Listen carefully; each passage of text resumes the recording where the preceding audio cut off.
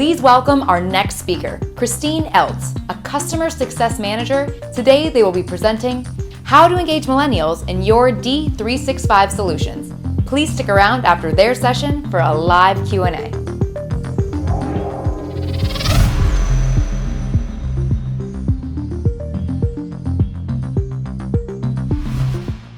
And hello, everyone. Thank you so much for joining us here today.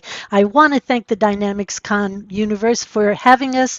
We are hosting today's session for our millennials. And if there's any kind of chat along the way that you'd like to share some information with us, I'd love to have you include your information in the chat bar, whichever side that it's at. We are going to be having a real live conversation with you at the end of our presentation. So anything that you have to share, we'd really love to be able to see your thoughts on the conversation that we're going to have. So let me get started. Let's go ahead and talk about today's conversation is engaging the millennial users. And that is we're going to provide a little bit of information, some facts and agenda. But before we get started, let me just go ahead and again introduce myself and say I'm Kristine Eltz. I'm the Customer Success Manager for the ClickLearn US office. And I have my colleague with me today, Christina. And I would like for Christina to please take a moment and introduce yourself and tell us a little bit about where you are. Hi, I'm Christina. I'm the editor-in-chief at ClickLearn, and Christine is my good colleague. I'm in the Danish office. That's about it. Yes. So Christine has provided a wealth of information. She's got a lot of topics that we're going to be talking about. And you can see from our agenda, we're going to talk about some facts about millennials that she's captured. What motivates them? What is going to help motivate your millennials to be part of the digital transformation that you might have going on in your office? What are those implementations or projects you're working on? How can you engage the millennials into that whole process? And then we're going to follow up with a few top tips that we can offer and share the information, and of course the Q&A. So keep your minds open. If there's any successes and challenges that you've had for any of these topics as we go through the conversation, be sure to put them into the chat box, the chat bot, and we will pick all of that up as we get into our live Q&A at the end. So without any further ado, let me go ahead and turn it over to Christina. Thank you, Christine. First of all, I just thought we should look at what we know about millennials. They are born between 1981 and 2000, and it's a very large demographic. We're talking 2.5 billion worldwide and 80 million in the US. Also known as Gen Y or Generation Y. Definitely have a lot of just the population alone is staggering. I know I've got a Gen X or a Gen Y in my household, my millennials. So the other thing we know about millennials is that they're very tech savvy. They grew up in a digital era. They grew up with video games, typically a joystick in their hands. They're very comfortable with any digital platform, any type of device, and they are super users of social networks. Yes. If you have any questions at all about any technology, just give it to a millennial. They'll help you. Yes, and in terms of the global workforce by 2025, which is not very, it's very soon. They'll be 75% of the global workforce. So definitely a force to be reckoned with as well. Yes, and that 2025 is on the horizon, not too far away. It's very soon. So in terms of who they are and what motivates them, millennials are interested in fairness and teamwork and community. They want to make a difference. They are very... they care about sort of global things and anything that that where they can make a difference that would motivate them. They are very used to structured environments in terms of the digital world that they live in. So they prefer a structured learning environment, and they're often impatient. In fact, they can be very impatient. Something to be aware of, yeah. So we know that this is a tech-savvy generation of Yes. gamers, typically. They have been exposed to an enormous amount of information from the day that they were born. And this information overload has also made them impatient, I suppose. And they don't want too much text because that's what they've grown up with. So one of the consequences is that they have quite a low attention span. And some studies have shown that actually that they can have, that attention span can be as little as 8 minutes. So if you want to grab their attention, you've got to be fast. And when you think about presentations, they're not motivated, and you'll lose them if you try and bombard them with facts and figures and very slow, boring presentations. And when we talk about facts, facts are not something that really interest millennials in particularly. They're more interested in practical skills. They want facts, but only in terms of what they can use them for. So not facts in their own right, but facts to increase their skills. One of the other things about millennials is that they've grown up with Sesame Street. They are used to getting information presented in fun and interesting ways, and they do not like slow, boring presentations full of facts. They can Google absolutely anything they want to. What they really are interested in is practical skills, honing their skills. They'll do it on their own, and they like to be able to learn, but in their own pace. So one of the things that we wanted to look at was the different contexts that we engage with millennials. So we've looked at, from an authoring point of view, what do we know, and what does that context mean for millennials? So in terms of authoring, they are often talked about as very self-obsessed and narcissistic, but when we sort of look at it from a different point of view, they are also very creative and independent-minded. So when we talk about content and information, if you want to appeal to millennials, think about creativity and aesthetics. And that follows on that, of course, anything with a graphical appeal, colors and icons. I mentioned before that millennials were impatient, and they have a low attention span. So anything that is easily consumed, so icons are great because you get the information without having to read a lot of text. And in terms of authoring and any type of user interface, drag and drop works well for millennials. One, because they're very, very comfortable in the digital workspace, but also because it saves a lot of time. Yes, it certainly does.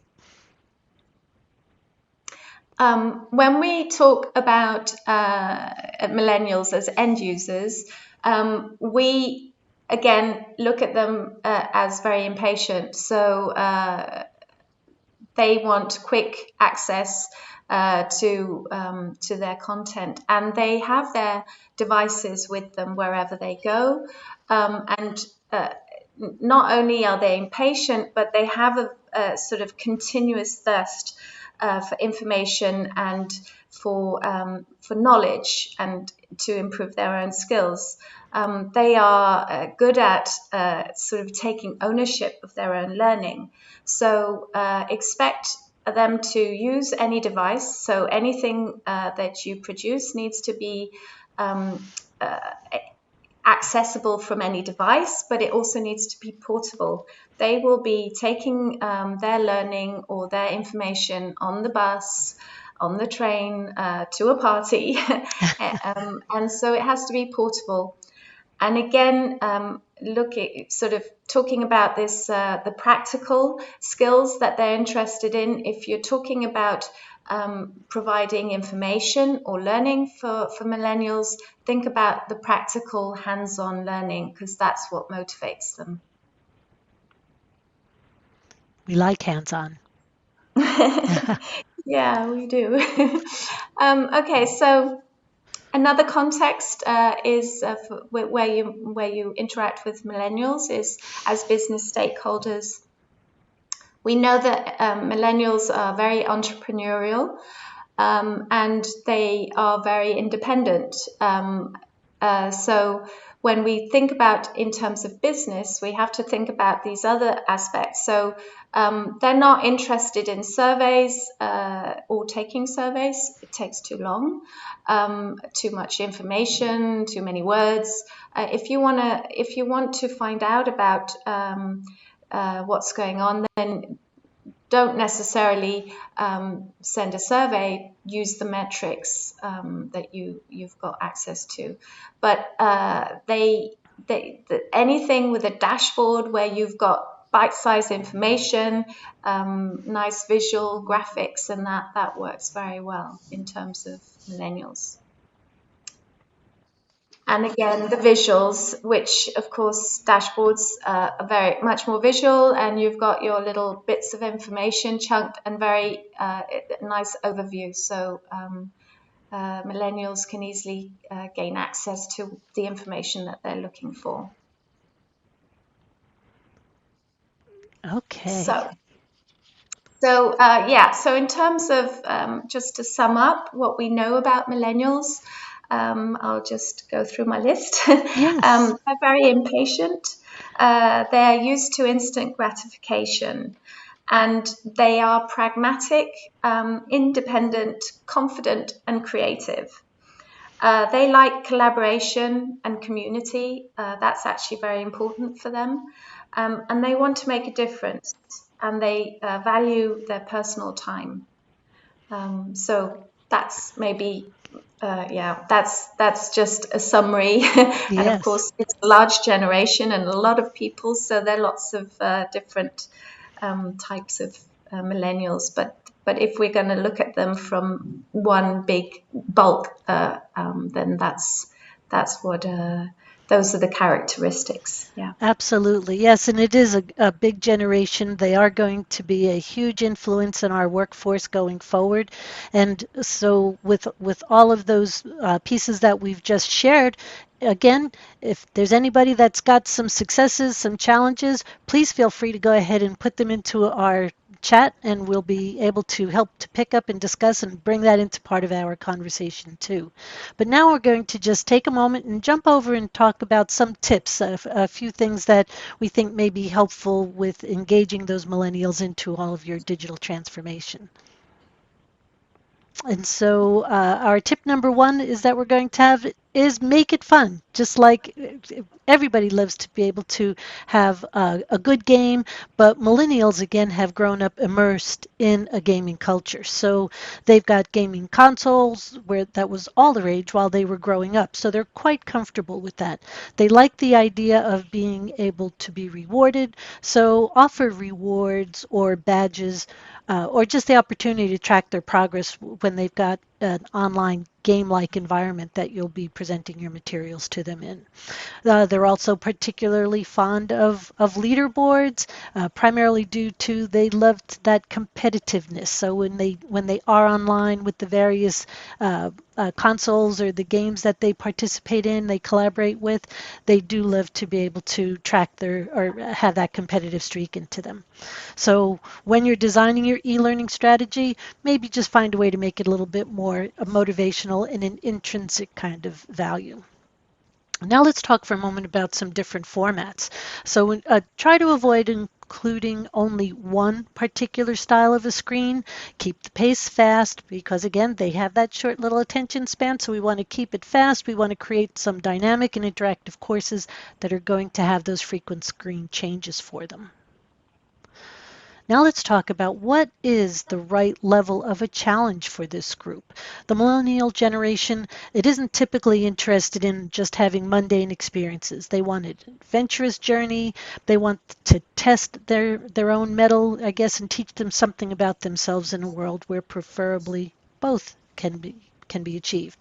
So it's kind of important to offer them a challenge, an obstacle, but something that they must overcome. And it can come in the form of an interactive branching scenario or a story that kind of evokes an emotion that ties it into a real world problem for them.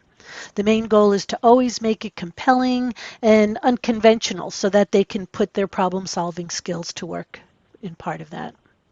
And collaboration. Collaboration is really big to this group. It means that they're going to be using tools that allow for social learning.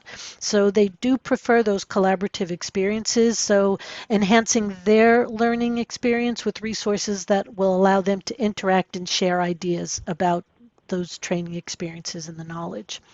Some ideas for collaboration e-learning strategies might include things like chatbots, maybe community or discussion boards, or even posting or responding to posts that are out on a blog somewhere. Ask them to form a group and complete an online assignment using an online project management platform such as an online presentation or a website. That also enables them to benefit from the e-learning experience and skills of their peers, as well as get that all-important feedback that we were discussing earlier. Incorporating in social media into your instructional design, this leverages the power of the educational technologies, and it has them start a forum to explore their subject matter further. So get them involved with their own collaboration of their learning experience. So let's be relevant. Let them take control. Studies reveal that the freedom of control over their course content, it definitely increases their motivation to complete an e-learning course. We want to offer them diversity too. Keep in mind the people in your scenarios should be diverse not only demographically, but also their workplaces and the wisdom of their choices. We want to offer them a learning motive that incorporates concrete scenarios and as well as your e-learning relevant situations. So this is going to be very helpful for the learners to be able to process their material. They use storytelling that includes solid explanations of how their learning will matter to them. So of course, millennials really are more interested in the how, not necessarily the why, but how of their learning processes. And then enable them or empower them with practical exercises. So keep in mind, this generation, they're independent, they're confident.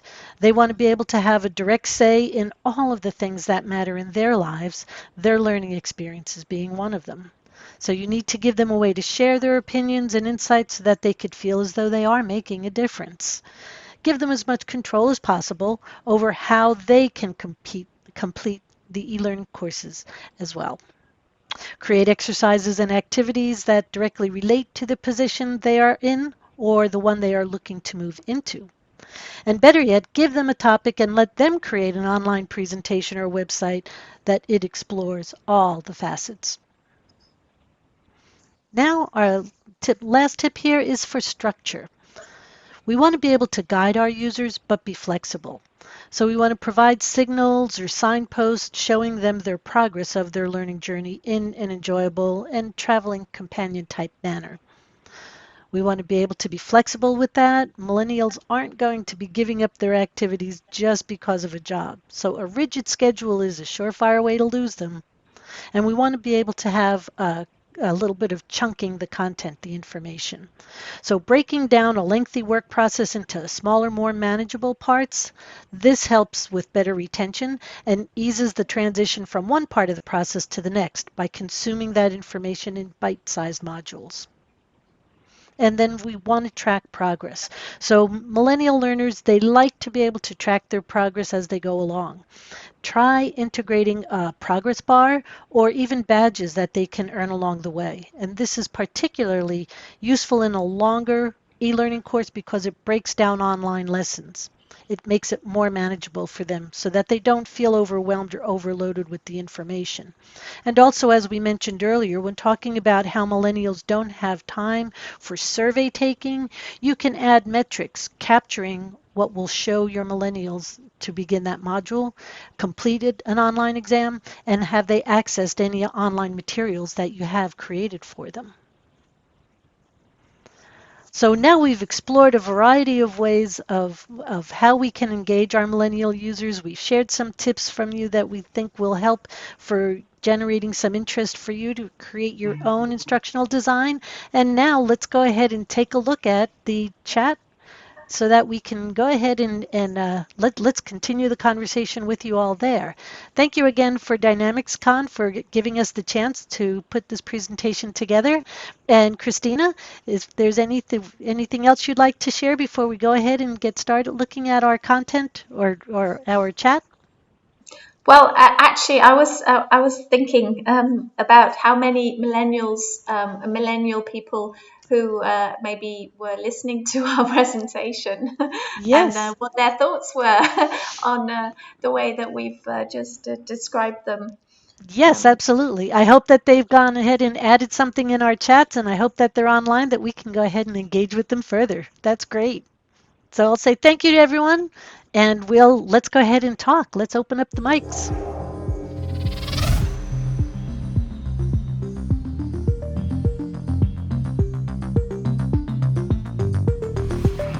Hi, everyone. It's good to see you here with us this afternoon. Hey, Christina, thanks for joining.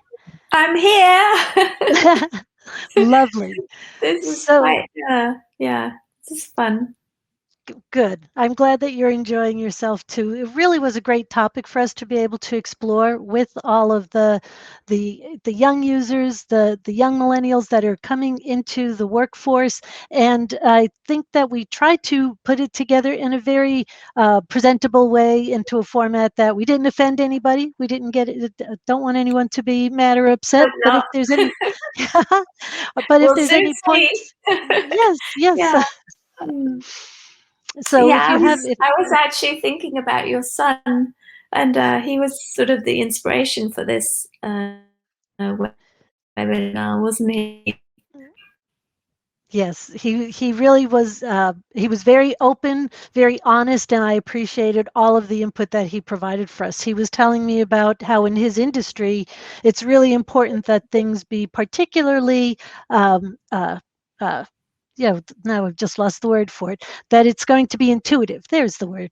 So that's something that they could pick up if it's an application, something that might be on a handheld device, or if it's a piece of adaptive equipment for them, because of course they've always had a game controller in their hand of some type.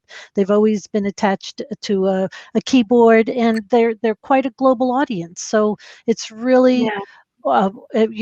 it's a great time to be a millennial because they can embrace all of those different learning styles in all of these. They can be very tactile. They can be auditory learners. So being able to help them be able to determine what their learning style is going to just only help them, encourage them, and it's going to help them to move their career along.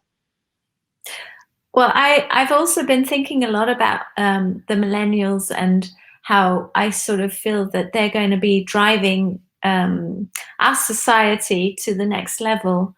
I think that some of the things that I learned through doing this webinar have actually really inspired me, and this idea that they're selfish and narcissistic and that. I just think it's absolutely not true. And I can recognize that in all the millennials that I know. So, yeah. So we have a question. Do you have any insight into how Microsoft is accommodating millennials in their product design and functionality? Well, absolutely. Microsoft has really been very empowering for the millennial generation. So they've really been brought on to a lot of development projects.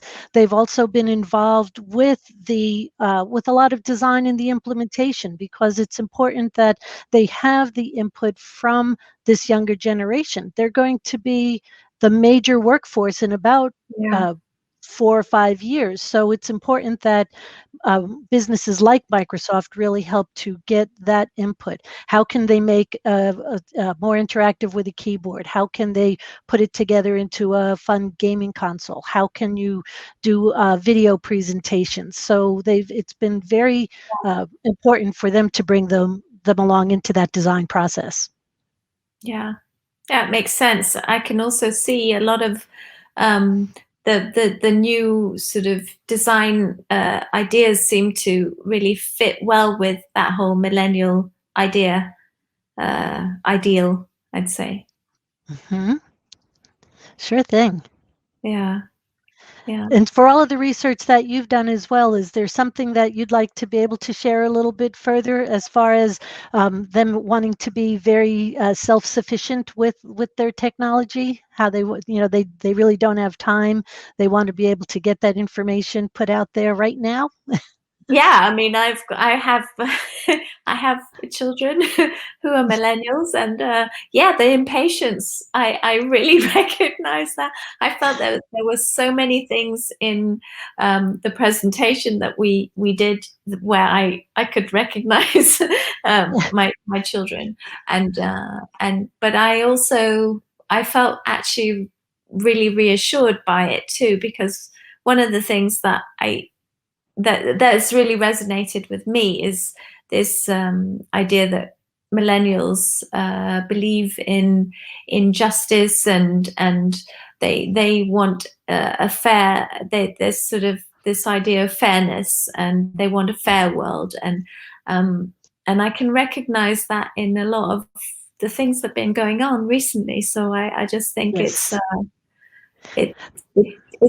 it's nice. I think that you have your strengths and your weaknesses. So And they yeah. are very comfortable in a global community, right? Yeah. Because they do so much gaming from a young age, and they could be gaming with somebody on the other side of the world and never leave their house, never leave the room. Yeah. And as they progress into the workforce, they start to become very comfortable. Even simple things like having an international country code to be able to dial a number out with, something that years ago many people would struggle with. It's like, oh my God, there's a plus sign on my keyboard and I never saw that before. So they really are.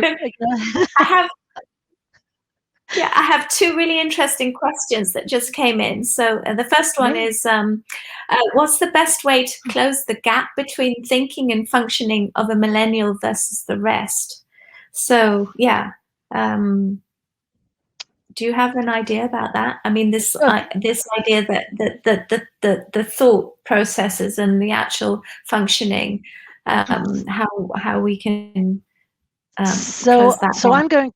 Right. So I'll share with you my experience. My millennial is 35, and my degree is in the education. So I've been in the school system that my son had attended. I was a technology specialist, and I always tried my best to stay one step ahead of him in the technology realm, thinking I was going to be the smart one and I was going to lead the way. But as I come to find that role changed when he was more comfortable being able to use some of the different technology that's out there, it gave me a good perspective that he can now lead me.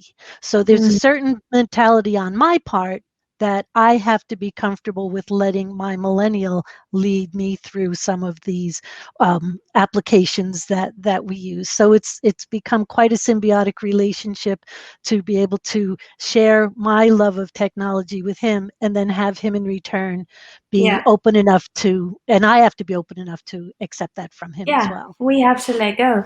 But so this is the other interesting question is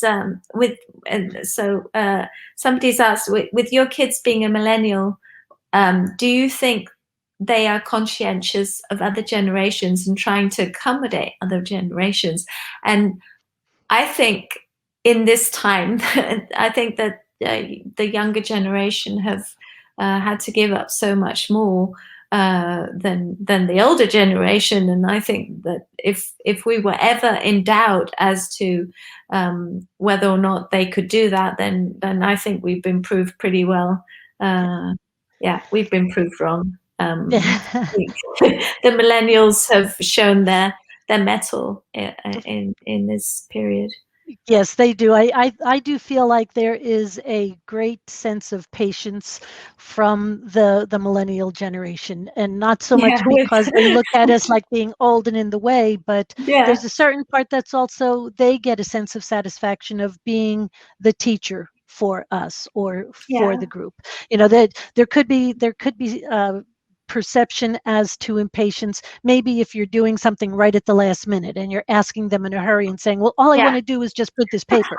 Well, if you're impatient, they're going to be impatient. yeah, So again, that relationship is they're going to play off of you. So if all of a sudden my millennial is the first day on the job and I'm going to drag them in and sit them next to Walter and have them shoulder tap Walter all day long to ask the questions, Walter's going to be unhappy. Your millennial is going to be unhappy. So again, there has to be that you have to have a level set for how people can really engage together on a project of all generations. yeah, yeah. And somebody said that regarding impatience, I agree that I can be impatient, especially with things like bad website design, sloppy content of useless fluff. And yeah, and then there's somebody else who said useless fluff. I think this is a great lesson for many non-millennial marketers. Yes. I don't think, I mean, that's one of the things that I noticed when we were doing the research about this. It's this sense of justice, and I think that we should really be very aware that millennials are onto all of sort of those hidden things that we think hidden. They're not for the younger generation. They really know what they're doing, and I think that appealing to people's idea of truth and justice and being honest, and I think there's certainly room for that. Absolutely. If you think about it, how many times have you gotten an email where it would say something like, your Amazon account has been frozen, click on this link and give us your information so for us to renew it. And there are some of the Yeah. baby boom generation that they would be quick to click on that link because they're like, oh my gosh, I still have orders that I need to place. Whereas a millennial Oh is going yeah. to come up and say, Grandma, wait a minute, don't click that link. Let's look at what the address is and Yeah. make sure. So they are really, they're a great touchstone to be able to help with that technology. Used to be you'd get a postcard in the mail and Grandma would ask you, hey, look, I can win $1 million if I, quickly call this number.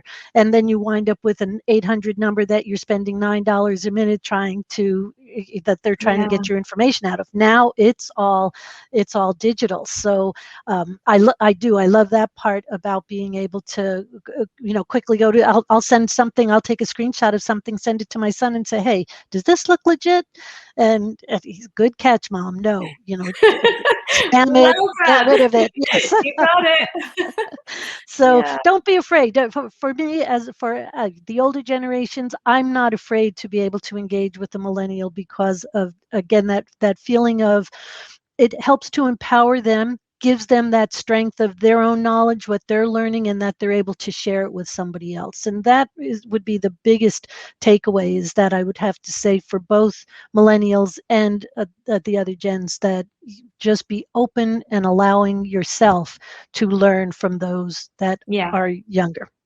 Yes. Yeah. I totally agree with you. So what else do we have? Anything else? Oh, wait a minute. Oh, yes. So the idea that as millennials become older, that these standard traits might change. And I actually, I think that that's actually quite an interesting idea, that so millennials, they're the young generation, but of course they're not going to stay young, so they're going to get older. And how are these traits going to actually change as they become older? Like the baby boomers, they're not babies, are they now? Right. Anymore. So yeah. Yeah, because I think that I have already seen that there is now a reference to Gen C for the COVID generation. So for these couple of years that we're living through right now, there is already another generation, and how have they had to change? You look at this generation just in this last year, where every student from K through college has been doing online learning. So that's really helped their parents, and some of the millennials are parents, of course, with 1 or 2 children, and some of them are teachers. So they are really having a whole new learning experience using technology, and still be able to learn and grow in, such a different environment. I don't want to say a different world, because the world, for the most part, we grow and we change, but it is a definite different learning experience for them all. So I see them mellowing, and I do see them being able to be as open for that next generation that's going to come after them. So there's so we have a comment here that so I appreciate the open-mindedness of the millennials. They can be stubborn, but stubbornness is not a trait of a particular age group. What do you think? Do you think that stubbornness could be a particular trait of an age group? Because I'm actually thinking that No, actually, no, because when I think of, for all of the years having been an educator, and one of the processes, I could share this during the Y2K. So here we are in 2021, and everybody was so worried that in 1999 to 2020, that the computers were going to implode, that we were going to go back to stone tablets and carving the stone, and it went relatively without a blip. And there was that stubborn attitude of, we're going to make it work at all costs, damn the torpedoes, full speed ahead. We're going to make sure that technology remains alive and well and ever evolving. So here we are 21 years later, and we were having to teach the teachers how to use technology during this Y2K. And teachers are the worst students. And I say that having been an educator and being a teacher of, trainer of teachers. And they were the most. Myself. Yeah, absolutely. Okay. So they were the most stubborn ones, because we were trying to show everybody how to use a shared drive and map out to a shared drive that they could put their classroom information online. Totally new concepts for them, because they were so used to going to the copy machine, printing out 25 copies, putting them into all of the folders for their students that the students can then take home to show mom and dad. Where now they were able to take one piece of paper with a code ID, hand it to mom and dad could use the computer to get online. So that really created a whole nother big bump in the hardware department, because at that time there were not a lot of laptops, and even mobile devices, handheld devices, they were still in their infancy. So we made it through all of that, and then for this next generation now that's coming along, I do think that stubbornness is something that is just I think that it's a little bit of an inbred. It's like when you're 5 years old and mom says, no, you can't have that cookie. And you're going to Yeah. find a way to get to that cookie jar. I hope there's a certain level of stubbornness. I think we all need that, actually, Yes. in all the challenges that we're faced. And I don't think they're going to be fewer. So, yeah, go for stubbornness. They're the brave ones. General trait. I think it's a good thing. Yeah. So,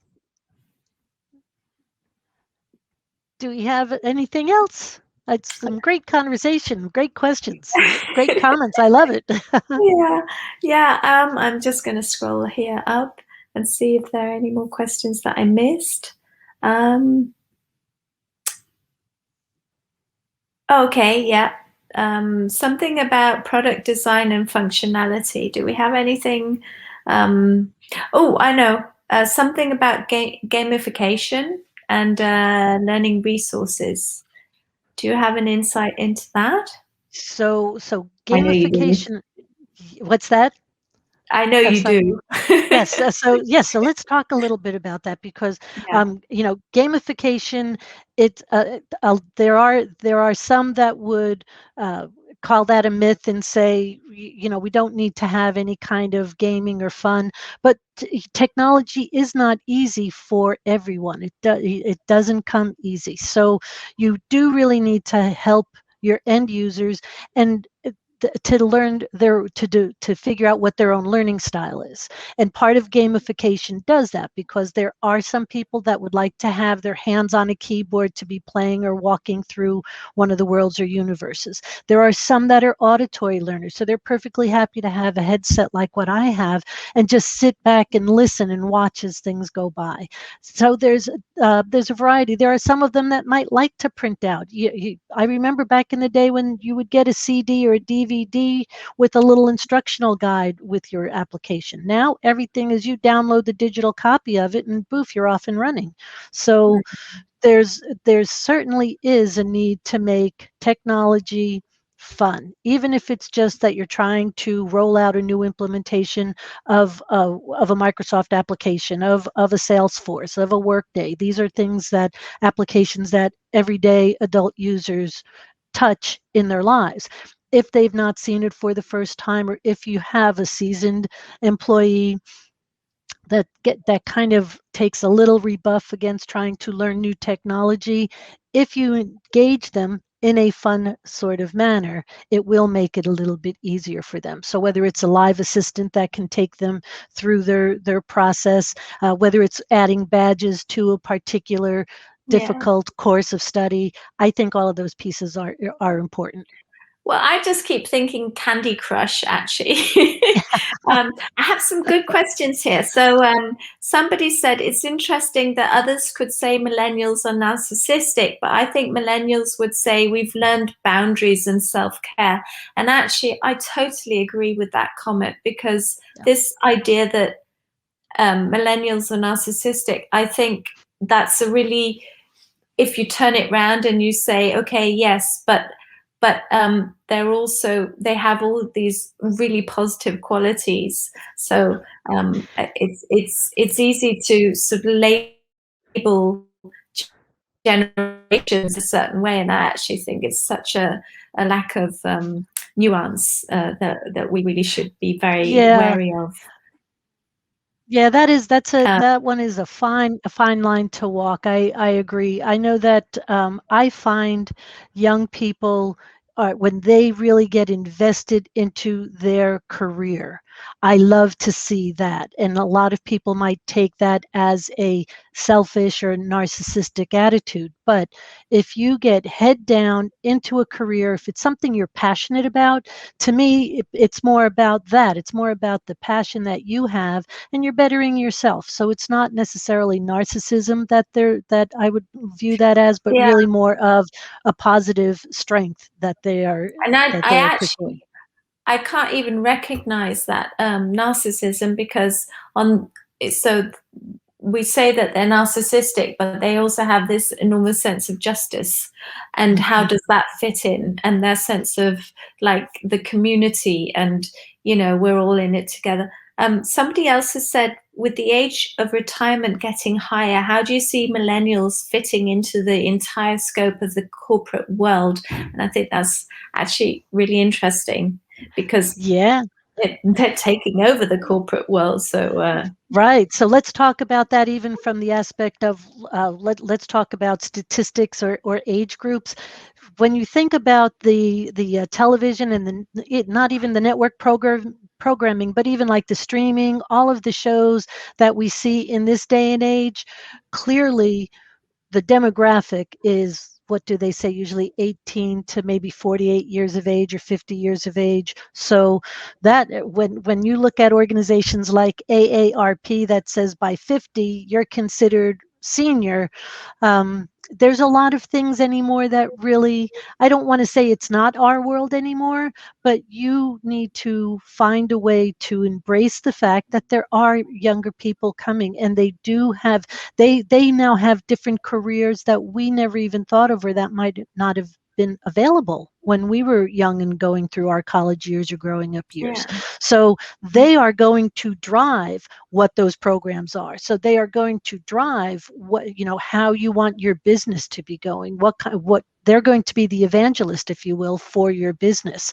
So they're going to drive the businesses, and you'll be able to help to guide them. Of course, you'll still have a lot to be able to offer. And as long as you always keep your mind open and allow yourself to be open, your career will always grow as well. So if you're happy to be able to work, you have a job that you love, you'll be able to engage with the younger people and have them be able to, you'll be very comfortable handing over your business because you can see the work that they're putting in. Yeah. And I mean, I don't know about you, but all the millennials that I've worked with, I think that one of the things that I really notice is their sense of drive and their sense of, I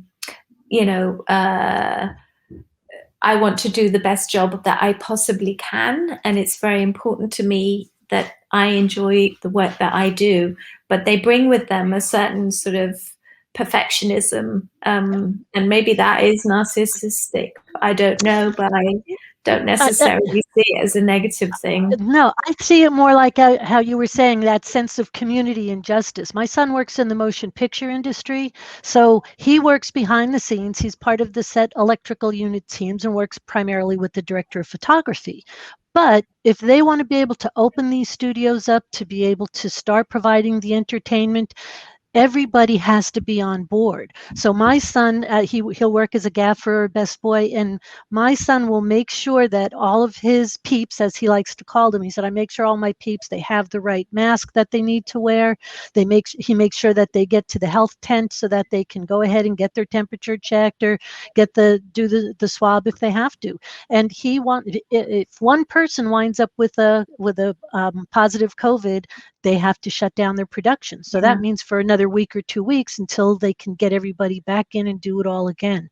So I find that to be very empowering, and I love seeing that take charge attitude. I feel that it's that sense of community that they all work together towards. Yeah, I agree. I don't recognize some of those labels.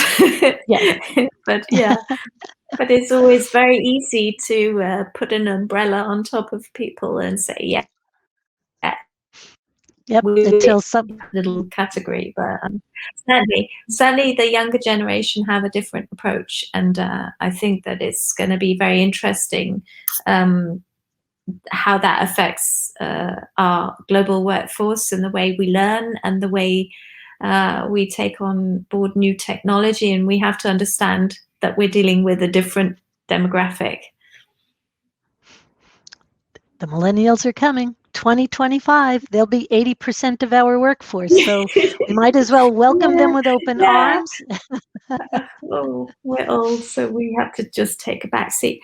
Somebody's written here, love to talk about drive. I know older folks who just go to work but don't really see it as part of who they are. I couldn't imagine not being personally invested in my work might be part of the need for perfectionism. But yeah. I agree. I think it's that the age-old adage is the expression that if you're not happy, if you don't have the passion for the job that you have, take some time, go do a little exploring, see what it is that you might like to do. There are so many ways and means to be able to really ignite a fire, to get that passion, whether you take a professional development class, engage with somebody, see if you can't get a mentor to help you get that mojo, to get that fire back in the job you have, or be truly invested in trying to find that thing that's going to give you that spark once again. It's a great big world and it's open to everybody. If you never explore it, the answer is always going to be no, right? I think and just I think the whole idea that it's no good having an idea that that you have a uniform audience in terms of when you're talking about engagement, and that you have to be able to target, broadly, and make sure that you are not just blinkered in your approach, that you understand your audience properly. Exactly. And when that time comes that we are all going to be doing in-classroom training once again, I used to, I don't want to say pride myself, but I used to like to think that I would be able to spot within the first 5 minutes of a class, you could see the different personalities of the people that have joined. And it didn't matter what age they were. There was always going to be the helpful little person that was going to sit next to somebody and say, oh, here, go ahead, I'm just going to log you in and take care of everything for you. Then there was the little chatty person, whether male or female, didn't matter, but there was always going to be a chatty person. So I always made sure that I had a little bowl of candies that I could go by and say, hey, here, have yourself a lollipop or a sweet of some kind. That way, if they had something that they were able to suck on a candy or chew on a piece of gum, they wouldn't be so inclined to be just chatting around and being a bit of a distraction. So there's all of those different kind of methods that I look forward to a time to be able to have all of those personalities together, whether it's around a conference room table or it's going to be in a classroom working and learning together. And that's just it. It will be that sense of community. Right. Well, I think this is a I think we sort of run out of questions here, and I think that this has been really interesting. I've enjoyed working with you on this, Kristine. It's been an interesting ride, and I just would like to thank DynamicsCon because it's been really fun to be part of this community. It sure has. Really, thank you so much, Kristine. I enjoyed the time that you spent working with me in this project as well. And thanks for DynamicsCon. And thank you all for joining us today here and engaging in our chat session. It was really very fun and helpful. I look forward to seeing you on another one of our sessions again soon. Yeah. So thanks a lot. Take care.